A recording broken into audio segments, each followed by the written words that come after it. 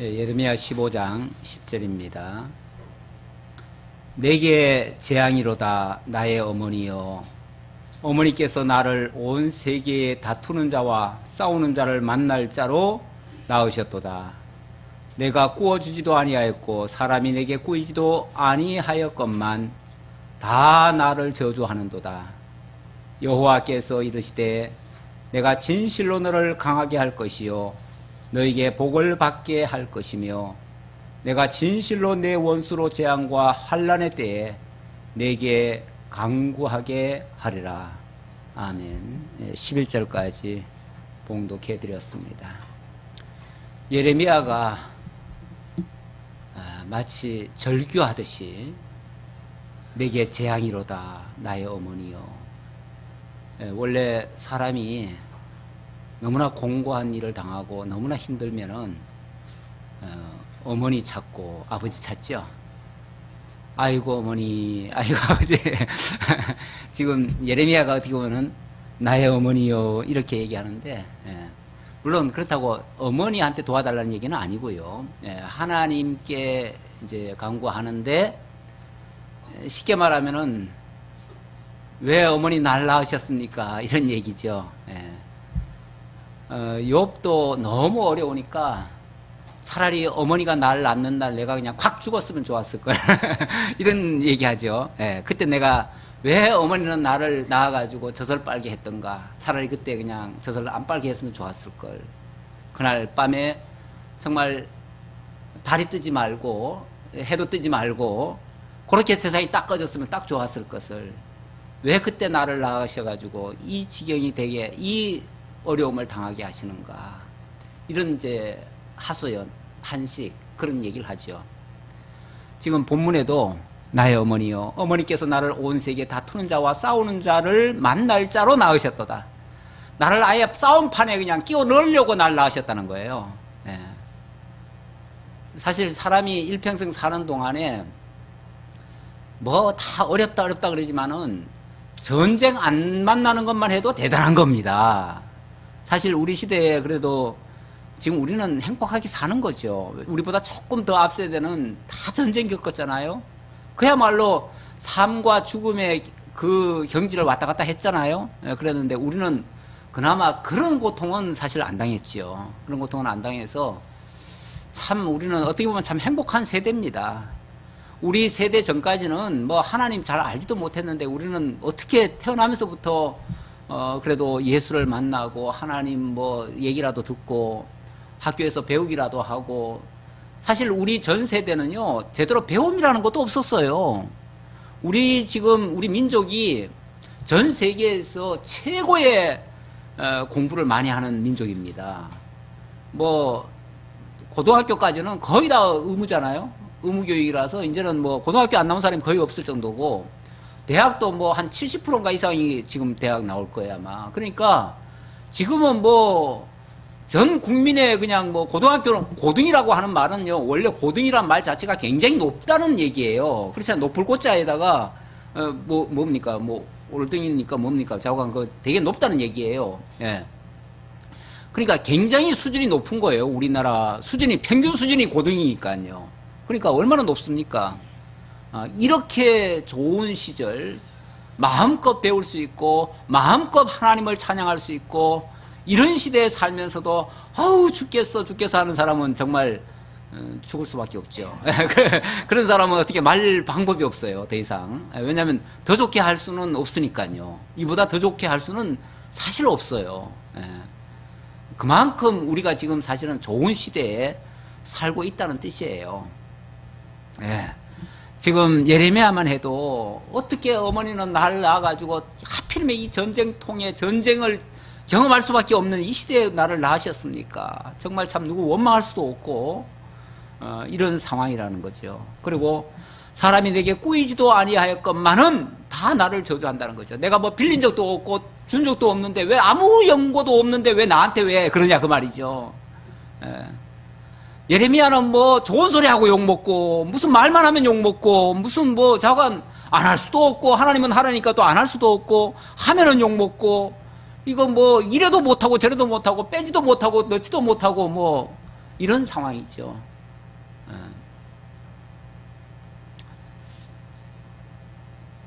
이제 이렇게 말한 것은 앞에서 하나님께서 그랬잖아요. 야, 예레미야야, 너는 이 백성들을 위해서 기도도 하지 마. 모세와 누굽니까? 사무엘이 와가지고 내 앞에 와서 빌어도 나 안 들어줄 거야. 모세와 사무엘이 와서 기도해도 안 들어준다는데 뭐 예레미야가 기도한들 뭐 무슨 소용이 있겠어요? 예.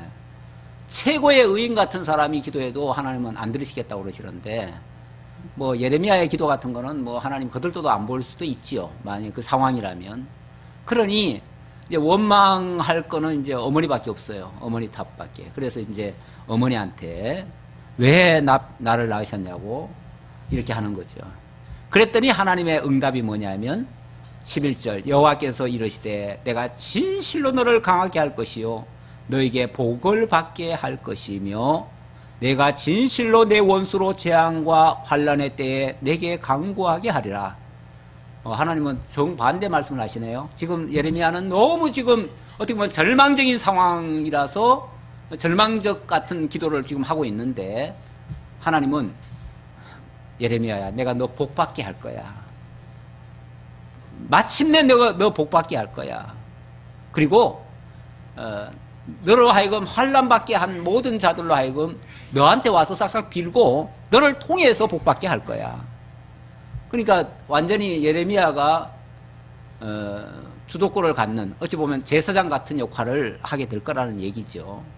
그 정도의 위치로 하나님께서 세우시겠다는 거예요. 특히 12절에 보니까 누가 능히 철 곧 북방의 철과 노설 꺾으리요 그러나 내 모든 죄로 말미암아 내 국경 안의 모든 재산과 보물로 값없이 탈취를 당하게 할 것이며 내 원수와 함께 내가 알지 못하는 땅에 이르게 하리니 이는 나의 진노의 맹렬한 불이 너희를 사르게 함이라. 뭐 하나님 뭐 복받게 한다 그러더니 뭐 북방 보내가지고 너희들 철과 노설 꺾게 하겠다. 또는 뭐 국경 안에 모든 재산과 보물로 값없이 탈취를 당하게 하겠다. 그리고 원수와 함께 알지 못하는 땅에 이르게 하겠다. 그래서 맹렬한 불로 너희를 사르게 할 거다. 뭐 그게 무슨 복이에요? 뭐 복받게 한다는 게 뭐 이래요. 우리 하나님이 하시는 일에 아주 긴 여정을 우리가 바라보지 못하면요. 당장 눈앞의 것만 보면은 당장은 절망스러운 것들이 수두룩합니다. 수두룩해요. 그런데 하나님은 이 과정을 거쳐서 정말 어둠의 터널을 지나서 우리 아까 찬송한 것처럼 그런 과정을 거쳐서 어둠을 지나서 빛을 보게 하고 또 뭐예요? 우리 찬송가 아까 뭐예요? 우리 찬송 뭐라고 불렀죠?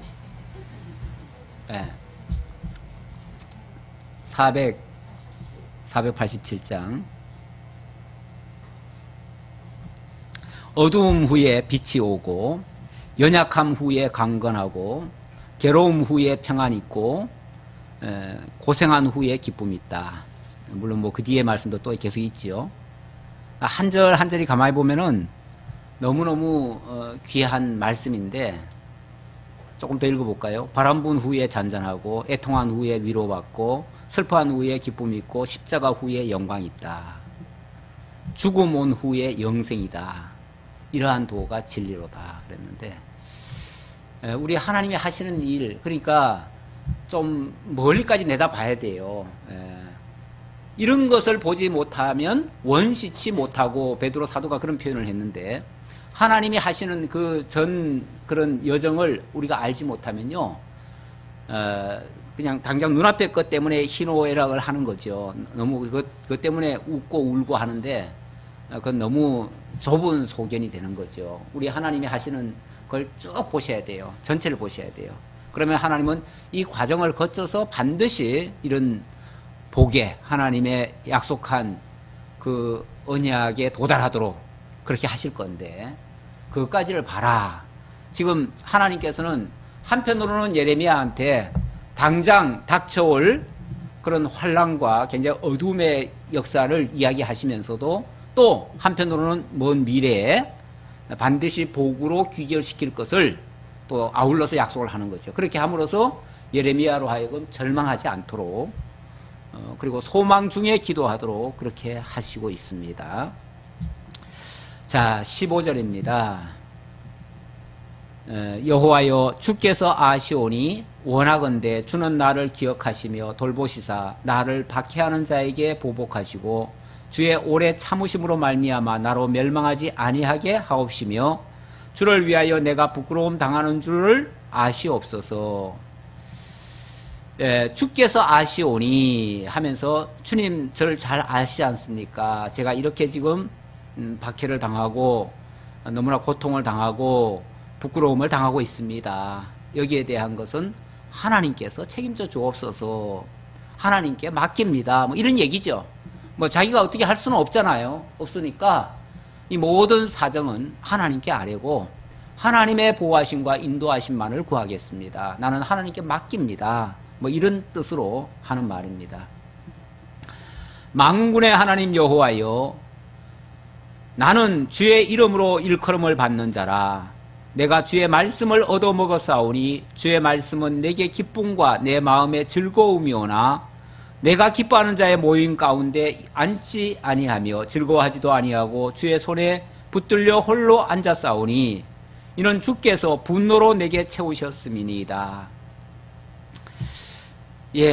하나님은 지금 예레미야와 함께하고 있습니다. 그래서 늘 하나님으로부터 말씀을 받아서 그 말씀을 자기가 먹고 그리고 또 선포하고 있습니다.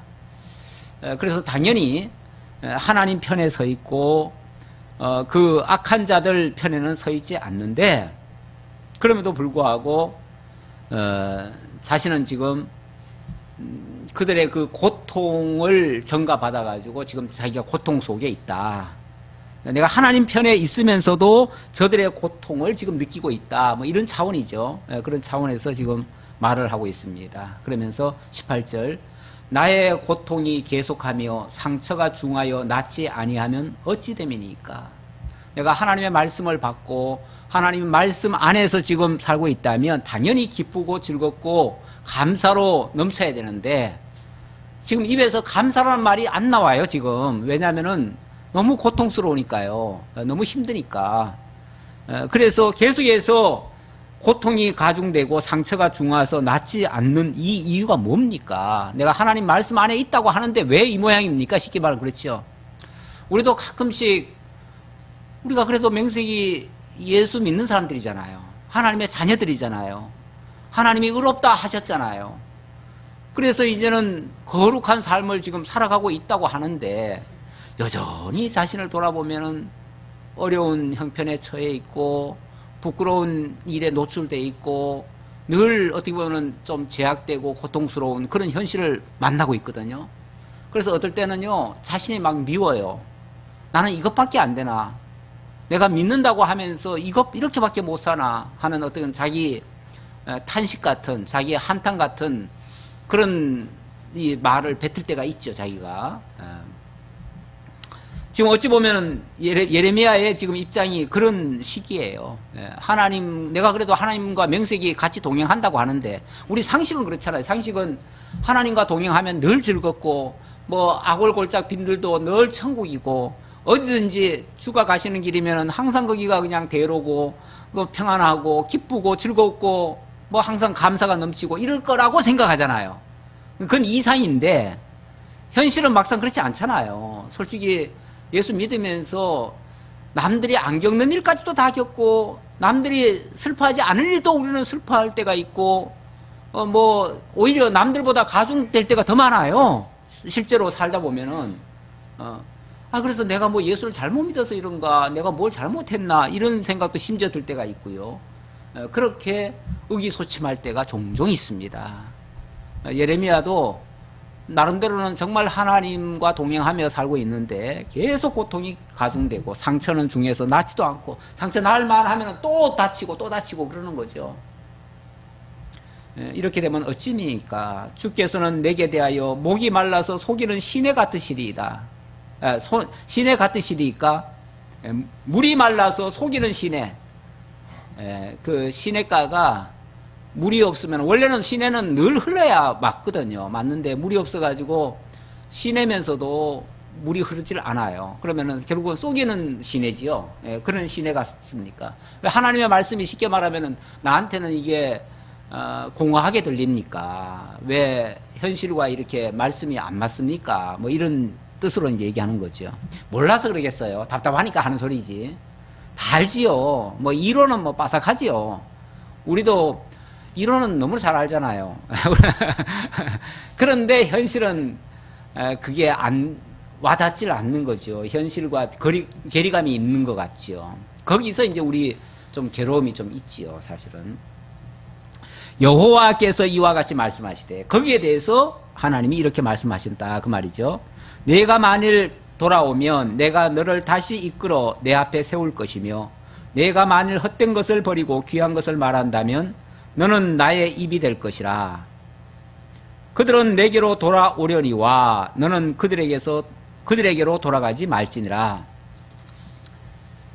어찌 보면 이 예레미야가 정말 하나님의 종이라고 하면서도 하나님 편에서만 얘기하는 게 아니고, 사실은 백성들이 안타깝고 가족들이 안타깝고 형제들이 안타깝고, 지금 어찌 보면 그것 때문에 더 애절해서 지금 하는 소리 아니겠어요? 그렇죠?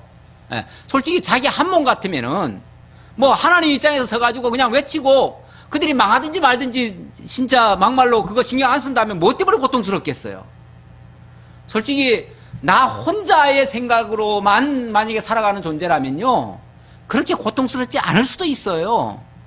그런데 어쩌면은 지금 예레미야는요, 하나님의 종이면서 동시에 백성들의 지금 형제로서, 백성들의 지금 지도자로서 백성들 편에 서서, 한편으로는 쉽게 말하면 하나님의 지금 말씀을 받아가지고 지금 전하는 종이지만, 또 한편에서는 그 백성들을 지금 안타깝게 여기고 어떻게 해서든지 그 사람들을 어떻게 살려보려고 발버둥 치는 사람이죠.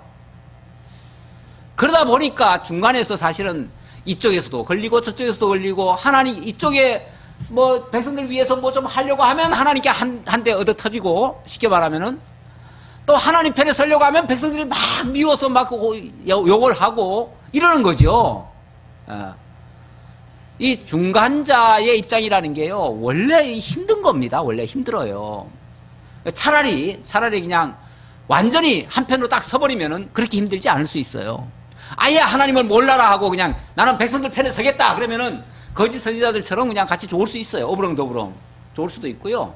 아니면 또 반대로 완전히 백성들 그냥 내팽개쳐놓고 저놈들이 죽든지 말든지 나는 모르겠다, 그냥 나는 하나님의 말씀만 그냥 따르겠다 그러면은 그것도 편할 수 있어요. 그런데 한편에서는 백성들을 지금 붙들고 있고, 한편에서는 지금 하나님 지금 붙잡고 있는 거예요. 그리고는 그냥 하나님 얘들아 이러고 있는 거예요. 지금 양쪽을. 그러니까 이쪽에서 땡기고 이쪽에 땡기니까 다 고통스러운 거죠. 그러니까 어떤 면에서 하나님은 지금 뭐라고 그러냐면, 너부터 돌아와라. 너부터 지금 백성들을 편에 서가지고 지금 안타깝게 그러고만 있지 말고 네가 온전히 나한테 먼저 돌아와라. 완전히 쉽게 말하면 내 편에서 일해라. 그 얘기죠. 내 편에서 일해라.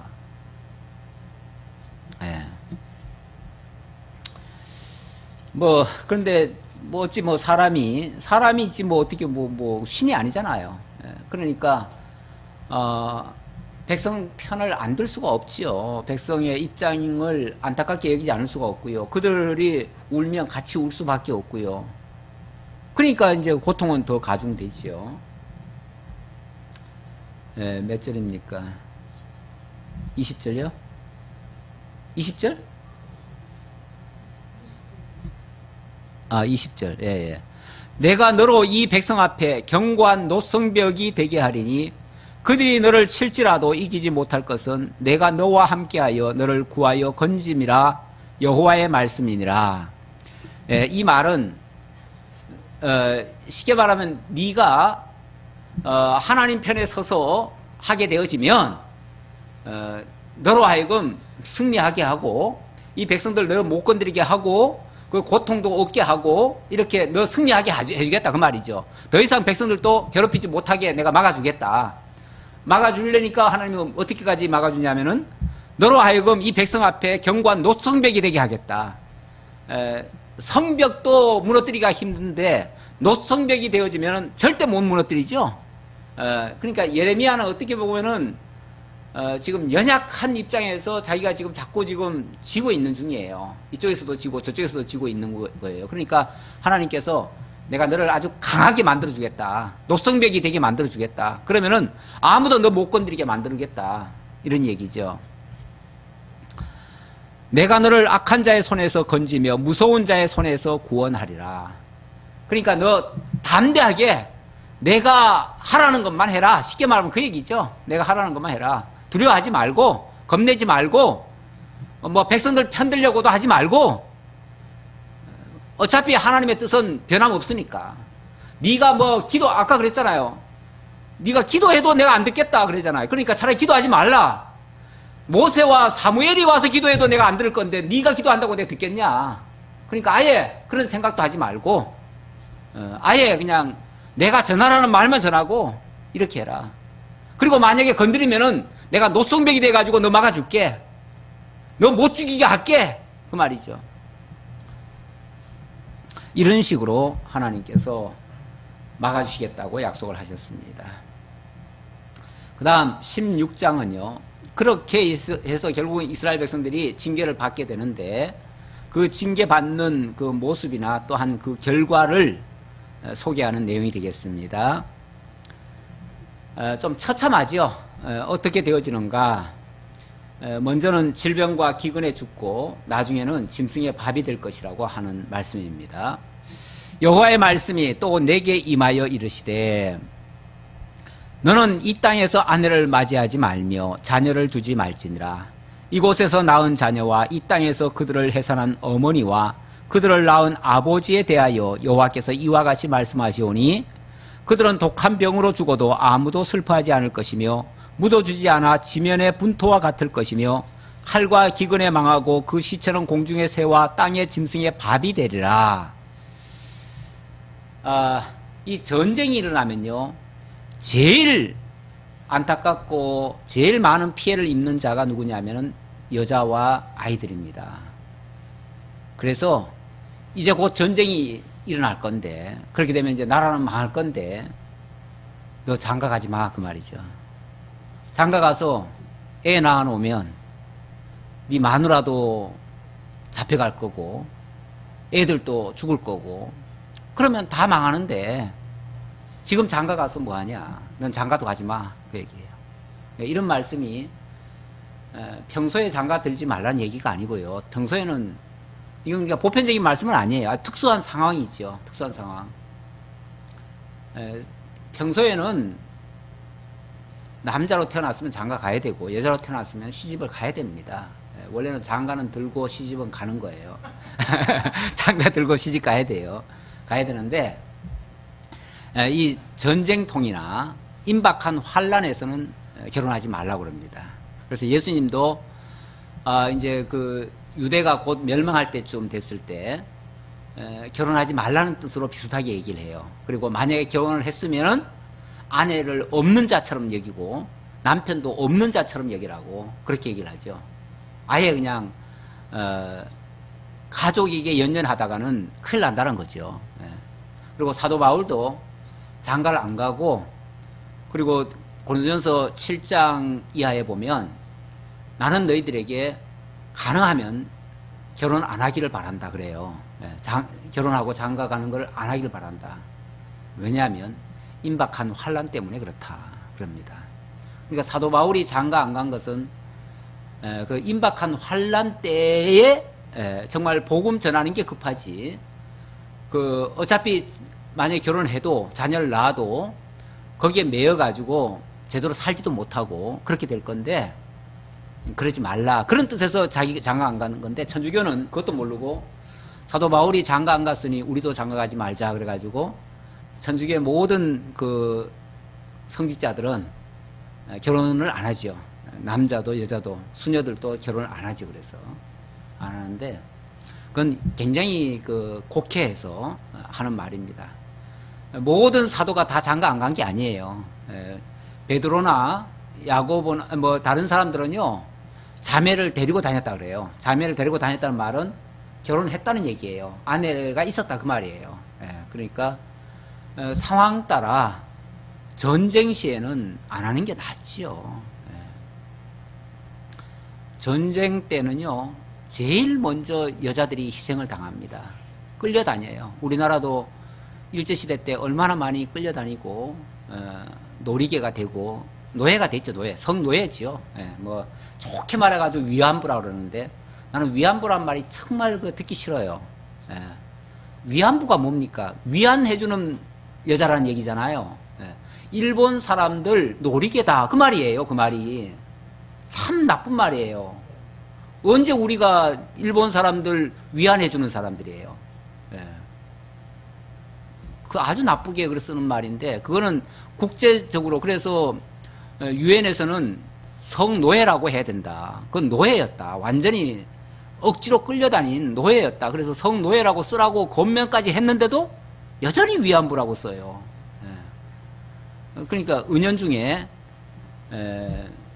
그 성노예라는 거를 쓰기 싫어하는 거예요. 쉽게 말하면은 우리가 노예였다는 것도 부끄럽고 우리 입장에서 노예였다는 것도 부끄럽고 또 사실은 친일파들이 꽤 많아요. 아직까지도 꽤 많아가지고 그런 말을 안 쓰게 하려고 자꾸 그래요. 예. 그러니까 그냥 자발적으로 위안하러 다녔다 이런 식으로 그냥 자꾸 얘기를 하잖아요. 그 사람들은. 예, 그런 말 참 안 좋습니다. 예, 어쨌든 우리 하나님께서 이렇게 어려울 때 하지 말라. 그러나 또 경우에 따라서는요, 이제 나중에 이제 바벨론에 가가지고는 또 뭐라고 그러시냐면요, 거기서는 시집가고 장가가고 집도 짓고 다 하래요. 바벨론에 가서는 또 왜 그래야 됩니까? 그게 하루아침에 끝날 게 아니거든요.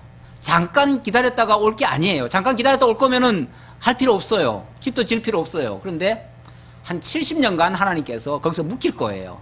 그러니까 그동안에 생육번성해야 돼요. 거기 가서도 생육번성해야 되고 집도 지어야 되고 아주 그냥 단단히 준비해야 돼요. 다시 나중에 돌아올 걸 준비해야 돼요. 그래서 그때는 오히려 장가가고요. 열심히 집 짓고요. 열심히 돈도 벌고요.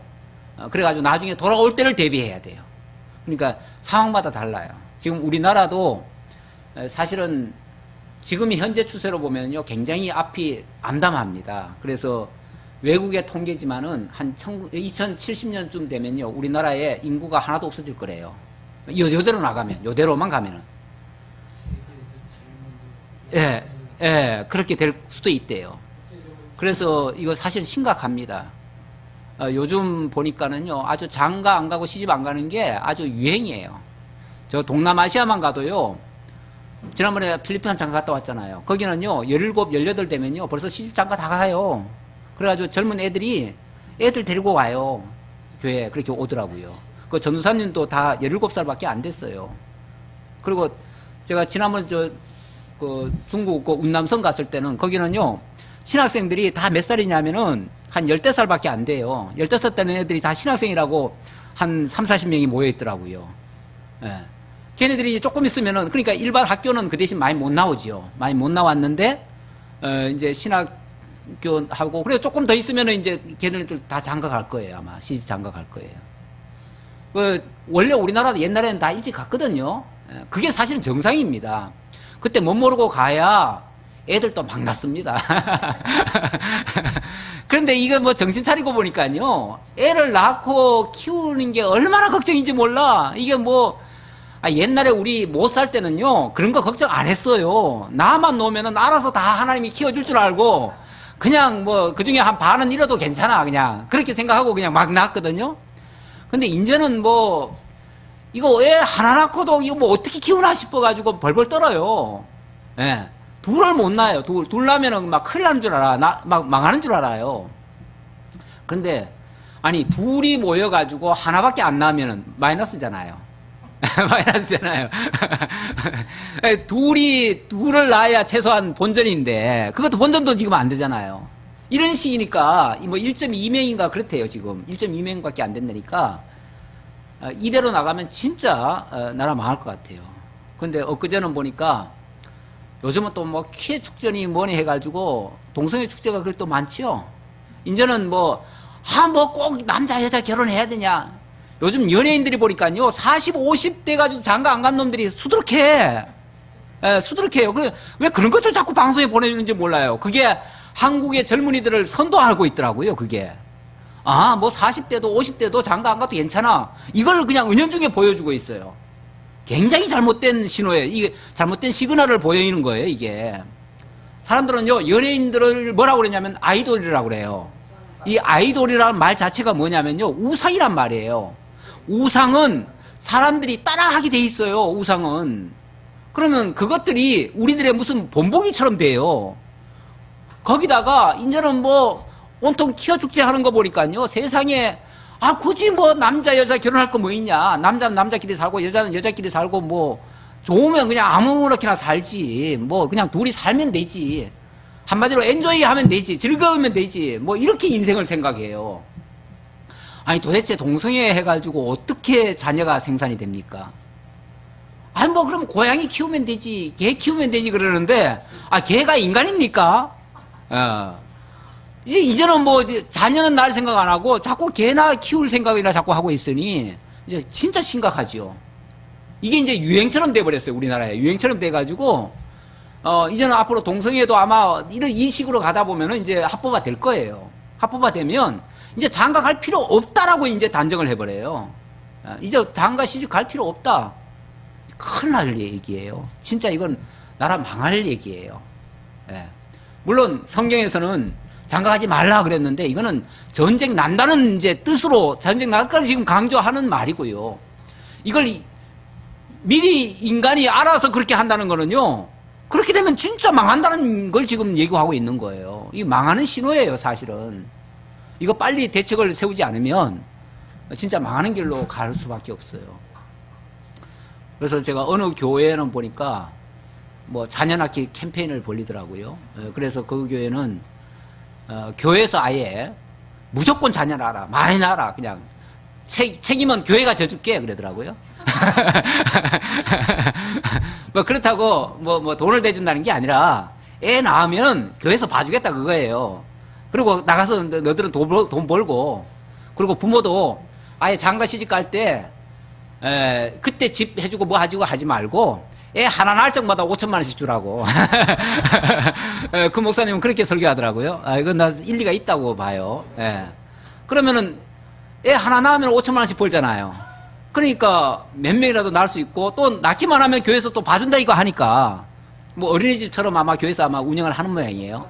그러니까 뭐 권사님들 와가지고 그냥 애 좀 봐주라고 그래가지고 그냥 교회를 아예 그냥 애들 봐주는 것처럼 해주더라고요. 그러니까 자녀 그 교회는 그래서 젊은 젊은 그 부부들이 많고, 그 부부들이 보통 뭐 한 4~5명 다 낳는데요. 4~5명 다 낳고, 어쨌든 그래가지고 애들이 바글바글 하대. 그리고 원래는 예수 안 믿는 사람들도 그 소문이 나가지고, 뭐 애 그냥 낳기만 하면 무조건 평소에도 어디 갈 데 있으면 급하면 이거 갖다 맡기고 가라고. 이렇게 해가지고 교회가 그냥 맨날 애 봐준대요. 아유, 우리 권사님 자칫하면 일감 생기겠네. 좋은 방법 같기도 해요. 어떤 면에서. 그분의 생각은 지금 나라가 쉽게 말하면 자녀 낳지 않는, 쉽게 말하면 캠페인을 지금 벌이고 있는 중이라는 거죠. 지금 하는 짓들이 전부 다. 왜냐하면 보장을 안 해주니까, 뭐 살게끔을 안 해주니까, 그게 결국은 백성들로 하여금 안 낳게 하려는 의도를 만들어 놓고, 또 매스컴도 맨날 그런 쪽으로만 돌려니까 그렇게 유행이 돼버렸다는 거죠. 그래서 이거를 막기 위해서라도 교회가 나서야 되겠다. 전국 교회가 좀 나서가지고 자녀 많이 낳기. 뭐 성경은 생육 번성하라고 했으니까, 뭐 물론 그 뜻은 원칙은 아니었지만은 어쨌든 뭐 남녀가 결혼해서 자녀 낳는 거는 뭐 하나님의 순리지요. 그건 당연한 일이니까 어쨌든 교회가 그렇게 할 수만 있으면 그렇게 하는 것은 좋겠다라는 생각은 해봤습니다. 자, 5절입니다. 5절로부터 9절까지. 초상집에도 위로가 없고 잔치집에도 기쁨이 사라질 것이라고 말씀하십니다. 여호와께서 이와 같이 말씀하시되 초상집에 들어가지 말라. 가서 통곡하지 말며 그들을 위하여 애곡하지 말라. 내가 이 백성에게서 나의 평강을 빼앗으며 인자와 사랑을 제함이라. 여호와의 말씀이니라. 제가 어느 영화를 잠깐 무슨 방송을 돌리다가 봤는데 거기 보니까 이제 막 세상이 뒤집어져 가지고 그게 이제 혹성탈출이라고 하는 그 영화예요. 나는 평소에는 안 봤어요. 안 봤는데 그제 한번 잠깐 채널 돌리다가 그걸 잠깐 봤는데 보니까 막 죽어가는 사람이 수두룩하지요. 뭐 수두룩하고 거기에 이제 쉽게 말하면 다른 이제 행성에 들어가 가지고 자세한 내막은 제가 잘 몰라요. 모르지만 자꾸 그 현상 그것만 보니까 그래요. 다른 행성에 있어 가지고 인간이 동물 취급을 받아요. 인간은 동물 취급 받고 이제 원숭이 같은 것들이 쉽게 말하면 인간이 돼 가지고 사람을 이제 동물처럼 이제 취급을 하더라고요. 그러니까 뭐 동물이니까 뭐 죽어도 뭐 아무렇지도 않아요. 죽어도 뭐 아깝지도 않고 그러다 보니까 인간이 막 죽어가는데 누가 하나 슬퍼하는 사람도 없고요. 그거 죽어가는 거 보고 같이 눈물 흘리는 사람도 없어요. 뭐 옆에서 죽어가도 뭐 당연한 거야. 동물 한 마리 죽는 거야 그냥. 그런 식의 모습이 보이더라고요. 얼마나 비참해요. 근데 전쟁이요. 조금 났을 때는 사람 뭐 죽고 어쩌고 하면은 막 그것 때문에 애달고 뭐 슬퍼하고 그러지요. 매일같이 죽어보세요. 그때는요, 눈물도 안 나와요. 무덤덤하지요. 오늘 또 몇 명 죽었구나. 뭐, 빨리 그냥 갖다 끌어 묻어야지. 뭐, 이 정도겠지요. 지금 맨날 전쟁 나고 있는 곳은 아마 그런 생각 할 거예요. 울지도 않아요, 울지도. 원래 그 일본 사람들 보니까요, 일본 사람들은 엄청나게 피해를 많이 입었잖아요. 그래가지고, 웬만한 지진 나고요, 뭐 태풍 불고요, 지난번에 뭐예요, 핵발전소, 그거 터졌을 때도 엄청난 피해를 많이 입었지만은, 우는 사람도 없더라고요. 울지 않아요. 아무도 안 울어요. 신기하다고 봤어요. 우리나라 같으면 난리 나지요. 정부가 대책 안 세운다고 맨날 데모하고 뭐하고 할 텐데 그 사람들 그런 거 없어요. 그런 것도 없고 그냥 뭐 몇만 명이 죽었다 뭐 어쨌다 그래도 그냥 무덤덤해요. 워낙 많이 당하면 그런 거예요. 예, 지금 여기 성경에서도 너무 많이 죽으니까 초상집에 갈 것도 없대요. 초상이 났다고 연락 오면 초상집에 갈 것도 없고 뭐 또 죽을 건데 뭐 니도 죽을 건데 뭐 나도 죽을 거고 그래 우리 다 죽을 건데 뭐 슬퍼할 게 뭐 있어요. 그냥 같이 죽을 건데 다. 그러니까 통곡하지도 말고 갈 것도 없고 그들을 위해서 애곡할 것도 없고 그런데요. 내가 이 백성에게서 나의 평강을 빼앗으며 인자와 사랑을 제함이라. 왜 그런 현상이 발생하냐면 하나님께서 그들을 향한 인자와 그 평강을 빼앗아서 그렇대요. 인자와 사랑을 제했기 때문에 그렇대요.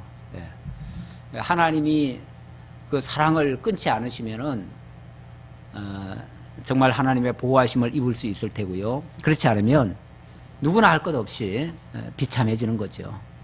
큰 자든지 작은 자든지 이 땅에서 죽으려니 그들이 매장되지 못할 것이며 그들을 위하여 애곡하는 자도 없겠고 자기 몸을 베거나 머리털을 미는 자도 없을 것이며 뭐 슬픔의 표시도 안 한다는 거죠. 슬픔의 표시도 안 할 정도로 그렇게 무덤덤해질 거라는 거죠. 그 죽은 자로 말미암아 슬퍼하는 자와 떡을 떼며 위로하는 자가 없을 것이며 그들의 아버지나 어머니의 상사를 위하여 위로의 잔을 그들에게 마시게 할 자가 없으리라. 아무도 위로해 줄 자도 없을 거다. 너는 잔치집에 들어가서 그들과 함께 앉아 먹거나 마시지 말라. 마찬가지예요. 잔치집이라고 해가지고 별반 다를 거 없어요. 초상집이나 잔치집이나 어차피 전쟁 곧 터질 거고 곧 망할 거라면은 별 의미 없다는 거죠. 오늘의 잔치집이 내일은 초상집이 될 거예요. 그러니까 뭐 잔치집이라고 해가지고 축하해 줄 수가 없는 거예요. 내일이면 망하는데 무슨 축하를 해줘요.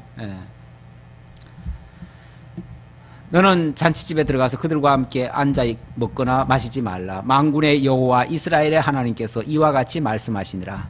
보라, 기뻐하는 소리와 즐거워하는 소리와 신랑의 소리와 신부의 소리를 내가 내 목전 내 시대에 이곳에서 끊어지게 하리라. 참 비참한 그런 상황이 될 것이다. 전쟁, 참 우리는 안 겪어봐서 그 비참함을 아직 잘 못 느낍니다만은 진짜 그 겪은 세대들은 치를 떨지요. 치를 떨어요. 전쟁을 아마 일본이 제일 많이 겪었을 거예요. 일본은 우리나라도 사실 일본하고 우리나라를 비하면은 일본이 우리나라를 1000번 침범을 했는데 한 700몇 번을 침범했대요. 했는데 우리는 한 번도 제대로 그쪽을 침범한 적이 없어요. 그러니까 우리는 맨날 피해 민족이긴 해요. 그런데 일본이 1000번이나 우리나라를 침략했다는 말은요, 그 내에서는 몇천 번의 전쟁이 일어났었다는 얘기예요. 예.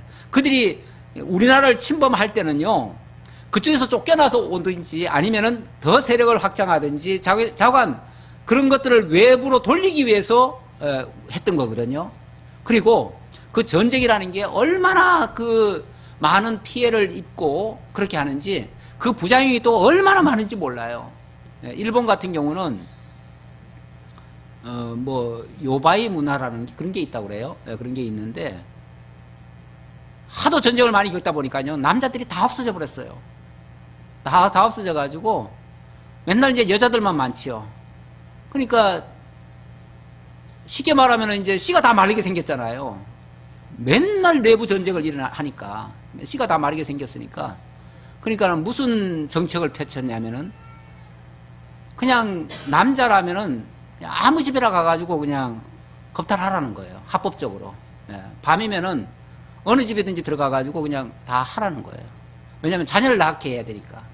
그래가지고 진짜 씨가 누군지도 모르고 그냥 낳는 경우가 허다하대요. 허다하고. 그러니까 오죽하면 그냥 밭에서 낳았다고 밭전자 써가지고 그냥 아니 죄송한데 전시가 있어가지고 그 전자는 아니에요. 뭐 자관 그런 식으로 뭐 산에서 났다고 해가지고 그냥 산 그 성을 쓰고 뭐 이런 식으로 해가지고 그냥 그렇게 그냥 호적도 그러니까 일본이 성씨가 제일 많다고 그래요. 막 하도 많이 그냥 출처를 모르니까 그렇게 해서 많이 나왔다는데 이게 전쟁의 그 비애입니다. 전쟁의 비애. 그러니까 전쟁이 얼마나 심했으면, 원래 저 이스라엘에도 보면 그런 게 있잖아요. 이스라엘이 12지파 중에 한 지파, 베냐민 지파가 멸절을 당했잖아요. 그래서 600명밖에 안 남았어요. 그냥 총 600명밖에 안 남으니까 갑자기 큰일 났어요. 이러다가는 한 민족이 다 멸절을 당하게 생겼어요. 그러니까 합법적으로 어떻게 했냐면은 보쌈해 가도록 합법적으로 그걸 만들어줬어요. 만들어주고, 그리고 또 축제를 만들어줘요. 어느 날 하루 축제 만들어가지고 그날은 누구든지 데려가면 그냥 살 수 있도록 막 보쌈해가지고 가도록 그렇게 합법적으로 해주죠. 일본에도 그래서 그 축제가 많다고 그래요. 그런 축제. 그 축제 날은 정말 모든 게 다 개방이 되는 그런 날이죠. 그런 게 아주 이 전쟁의 그 저겁니다. 전쟁의 그 이제 요즘은 이제 그런 게 없죠. 요즘은 그런 게 없는데 옛날엔 그랬었다는 거죠. 에도 시대 때 그런 일들이 있었다고 그래요. 자, 자관 이 이스라엘은 물론 그런 건 아니지만은 전쟁으로 말미암아 이렇게 비참하게 되고 많은 사람이 죽고 군인들이 다 죽고 병사들이 남자들이 다 죽고 이렇게 될 거다 하는 이야기예요. 9절까지 했고요. 오늘 9절까지 해야 되겠네요. 9절까지 하도록 하겠습니다. 기도하겠습니다. 아버지 하나님 감사합니다. 우리 하나님 살아계시고 우리를 항상 진리 가운데로 인도하시고 하나님의 기쁘신 뜻을 따라 살게 하시려고 늘 하나님의 말씀을 우리들에게 들려주십니다. 무엇보다도 과거에 하나님을 떠나고 하나님의 말씀을 거역했던 이스라엘 백성들이 어떤 고통 속에 살게 되었었는지 그런 일들을 저희들에게 들려주셔서 저희로 하여금 경각심을 가지고 하나님의 말씀을 따라 살도록, 하나님의 인도 따라 살도록 인도해 주시니 너무나 감사합니다. 아버지 하나님 늘 깨어있게 하시고 정말 우리의 현실 바로 직시하게 하시고 하나님의 뜻을 거스르지 않도록 늘 깨어있는 저희 모두가 되게 하옵소서. 다시 만날 때까지 하나님 지켜주옵시길 원하옵고 예수님의 이름으로 기도하옵나이다. 아멘.